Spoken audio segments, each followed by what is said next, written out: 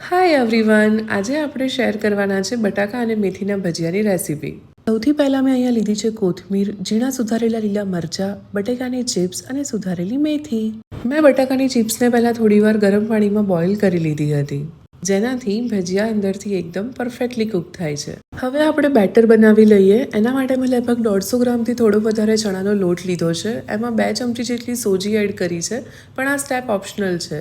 સોજી add કરવાથી ભજીયા બહુ સરસ ક્રિસ્પી બને છે, એટલે એકવાર ડેફિનેટલી ટ્રાય કરજો. હવે એમાં સુધારેલી ઝીણી કોથમીર એડ કરી છે અને લીલા મરચાં એડ કરી લીધા છે.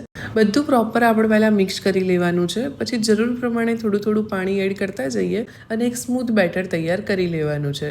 એક વાતનું ખાસ ધ્યાન રાખજો કે બેટર થોડું થીક જ હોવું જોઈએ, એટલે ભજીયા ઓઇલમાં સ્પ્રેડ ના થાય. બેટર પ્રોપર સ્મૂથ રેડી થઈ જાય એટલે એમાં સ્વાદ અનુસાર મીઠું એડ કરીને 1 ચમચી જેટલો લીંબુનો રસ એડ કરવાનો છે.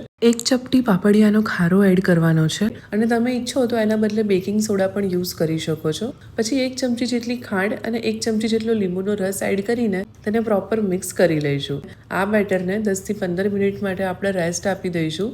રેસ્ટ પછી ફરી એકવાર મિક્સ કરી લઈશું.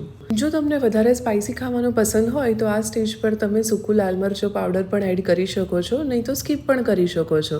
બસ હવે કઢાઈમાં તેલ ગરમ કરીને મીડિયમ ફ્લેમ પર ભજીયા ઉતારી લઈએ. ગોલ્ડન બ્રાઉન અને ક્રિસ્પી થઈ જશે એટલે એને એક ડીશમાં નીકાળી દઈશું. ફાઇનલી હવે મારું બેટર રેડી છે, એટલે હવે આપણે ભજીયા ઉતારવાનું સ્ટાર્ટ કરીએ.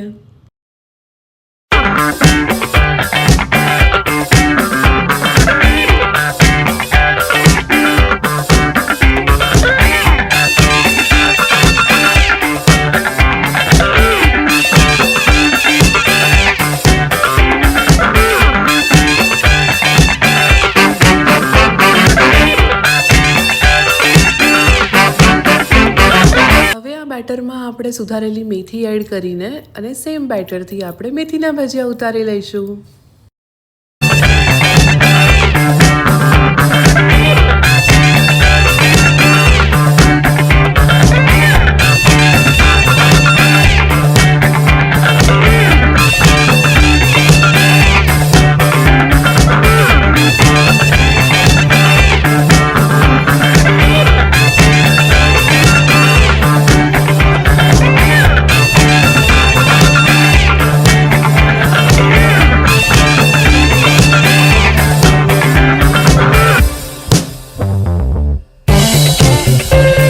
ફાઇનલી હવે આપણા ગરમ ગરમ ભજીયા રેડી છે. સો ચાની સાથે આને એન્જોય કરો. Thank you for watching.